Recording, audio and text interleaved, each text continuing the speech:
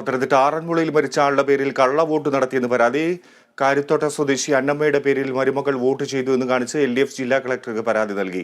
കള്ളവോട്ടല്ലെന്നും ക്രമ number എഴുതിയതിൽ തനിക്ക് തെറ്റുപറ്റിയതാണെന്നും BLO Ambili അറിയിച്ചു. UDF ward member ശുഭാനന്ദനും 144 ബൂത്ത് BLO അമ്പിളിയും ഒത്തുകളിച്ച് കള്ളവോട്ട് നടത്തിയെന്നാണ് LDF ആരോപണം. 6 വർഷം മുമ്പ് വാഴയിൽ വടക്കേച്ചെരുവിൽ അന്നമ്മ മരിച്ചു. ഇതേ വിലാസത്തിൽ ഉള്ള മരുമകൾ അന്നമ്മ മരിച്ച അന്നമ്മയുടെ വോട്ട് ചെയ്തെന്നാണ് പരാതി.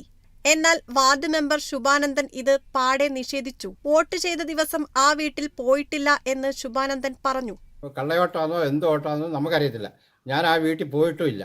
ആ വീട്ടുമായിട്ട് രാഷ്ട്രീയമായി ഞങ്ങൾക്കൊക്കെ ബന്ധമുണ്ടെന്നല്ലാതെ ഞാൻ ആ വീട്ടിൽ പോയിട്ട് ഇപ്പം ഈ വോട്ട് ചെയ്യുന്നതിൻ്റെ ആവശ്യത്തിന് ഞാനും പോയിട്ടുമില്ല. ഇവർ കിടപ്പ് രോഗിയാണ്. ഇപ്പം ഈ വോട്ട് ചെയ്ത ആൾ അവരുടെ അമ്മ 5-6 വർഷങ്ങൾക്ക് മുമ്പ് മരിച്ചു പോയിട്ടുള്ളതാണ്. അവരുടെ വോട്ടാണോ ഇതെന്തൊക്കെ നമുക്ക് പരിശോധിക്കേണ്ട കാര്യമില്ല. അതൊക്കെ റിട്ടേണിംഗ് ഓഫീസറും അവരൊക്കെ പരിശോധിക്കുകയും എടുക്കുകയൊക്കെ ചെയ്തു. ഞാൻ ആ വീട്ടിൽ പോയിട്ടില്ല. ഇവരുടെ വോട്ടിനെ സംബന്ധിച്ച് നമുക്ക് യാതൊരു വിവരവും അറിയില്ല. എന്നാൽ കള്ളവോട്ട് അല്ലെന്ന് BLO അമ്പിളി പറഞ്ഞു. കിടപ്പ് രോഗിയായ മരുമകൾ അന്നമ്മയ്ക്ക് ആണ് 12D ഫോമിൽ അപേക്ഷ നൽകിയത്. അപേക്ഷയിലെ ക്രമനമ്പർ മാറി നൽകിയ തനിക്ക് തെറ്റുപറ്റിയെന്നും അമ്പിളി പറഞ്ഞു. അതേസമയം കിടപ്പ് രോഗിയായ അന്നമ്മയുടെ ഭർത്താവ് മാത്യു വോട്ട് ദിവസം വീട്ടിൽ ഇല്ലായിരുന്നതായി കുടുംബാംഗങ്ങൾ വ്യക്തമാക്കി.